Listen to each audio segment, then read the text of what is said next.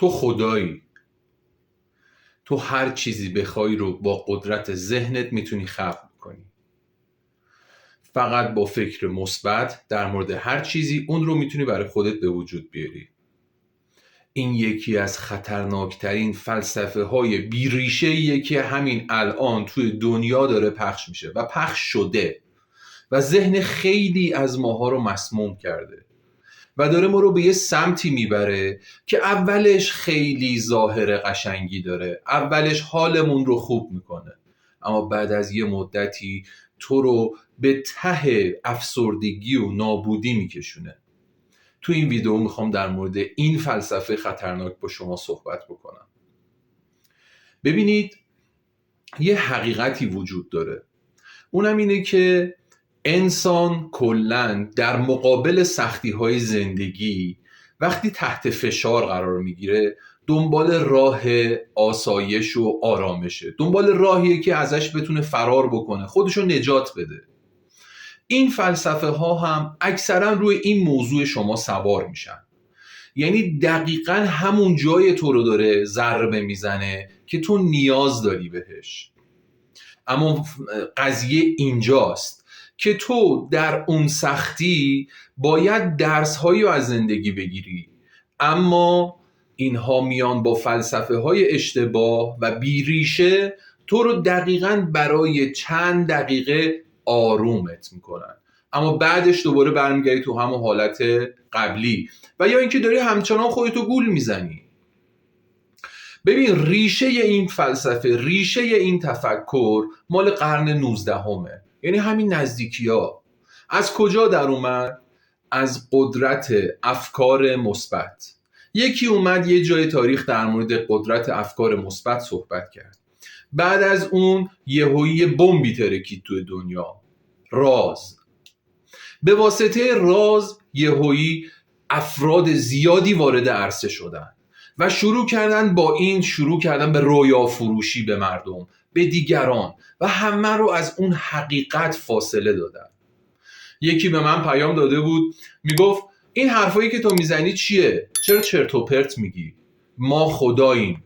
گفتم خب باشه، تو اگر خدایی یه دونه پشه برای من خلق کن.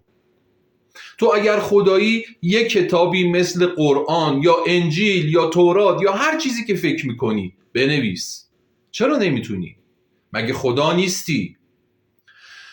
ما توی عرفان خودمون، توی عرفانی که عرفان حقیقیه، با افرادی برخورد کردیم مثل حلاج که اینها اومدن گفتن انا الحق، من به مرحله خدا شدن رسیدم.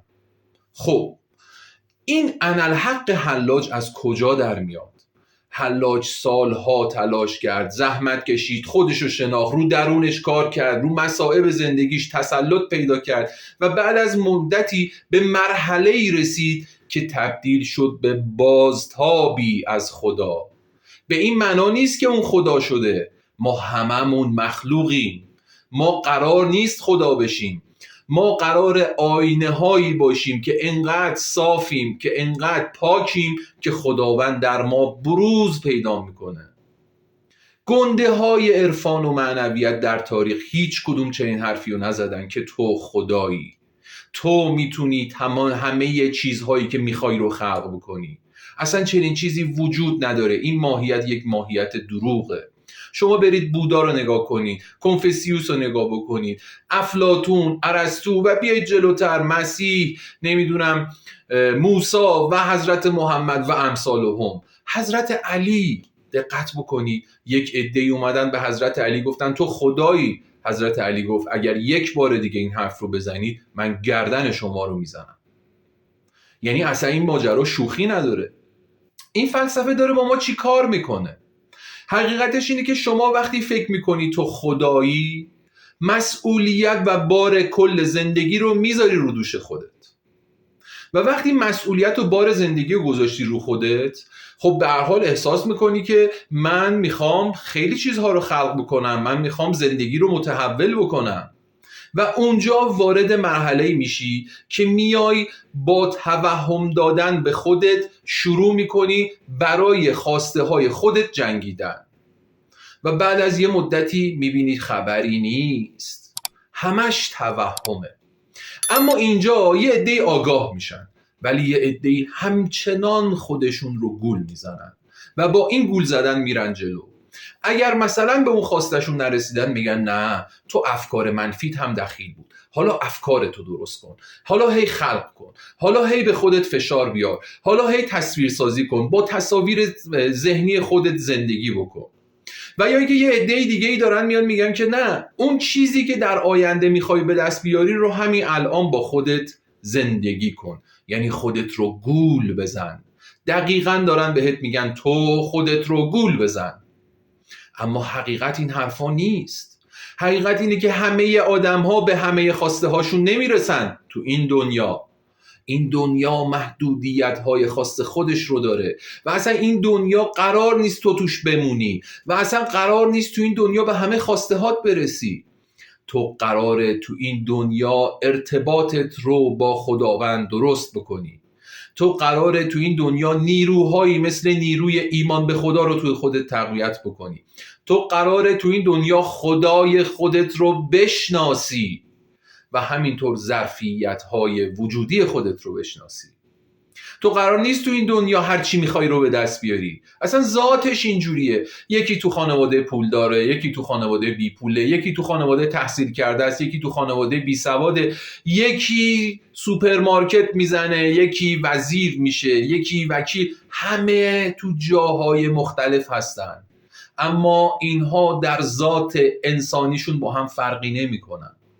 موضوع اینجاستش که تو قرار نیست خدایی بکنی و به واسطه این دروغ تمام بار مسئولیت رو بندازی رو دوش خودت.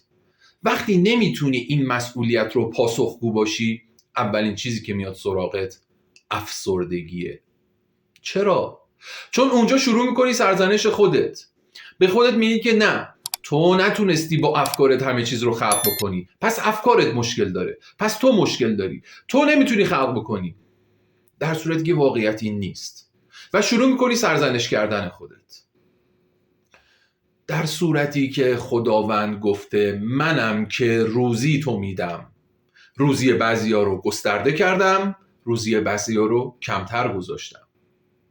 خدا گفته که منم که میمیرانم، منم که زنده میکنم، منم که میخندانم و منم که میگریانم. خدا گفته که بدون اذن من هیچ برگی از درخت نمیفته. این مسئولیت به عهده خداست. وقتی تو این مسئولیت رو از خدا میگیری، میاری میذاری رو دوش خودت، طبیعتا نمیتونی خلق بکنی، طبیعتا نمیتونی با خیلی چیزها پیش بری جلو و اون چیزها رو برای خودت به وجود بیاری. اینجاست که افسردگی و سرخوردگی میاد سراغت. تازه اگر شانس بیاری به حقیقت پی ببری و خودت رو گول نزنی با انرژی های کیهانی، با انرژی های کوانتومی، با نمیدونم spiritual mind و امثالهم. اینها رو بذارید کنار، این لغت ها رو بذارید کنار. اینها دروغ هاییه که به شما گفته میشه هر لحظه تا شما خودت رو گول بزنی. انرژیت رو صرف این مسائل نکن. انرژیت رو بذار روی خودت، شناخت خودت و درست کردن خودت. این همه نباید دنبال فرار از مشکلات بود، بلکه باید برخورد درست با مشکلات رو راهش رو پیدا کرد. این روش درسته. ما دنبال فرار کردنیم و همین باعث میشه که بیافتیم تو دام و تله های افرادی که دارن به ما رویا فروشی میکنن و دروغ میگن. این یکی از چالش های بزرگ قرن حاضره و همه ماها رو ناخودآگاه میکشونه به شرک، به کفر، به گناه، به اشتباه و به خطاهایی که عاقبتشون بسیار سنگینه. امیدوارم حالتون خوب باشه و روش درست با زندگی رو درک بکنید. ازتون میخوام توی کامنت ها در مورد این نگرش و این نگرش چه تأثیری توی زندگی شما گذاشته برام بنویسید. آرزو موفقیت دارم براتون. یا حق.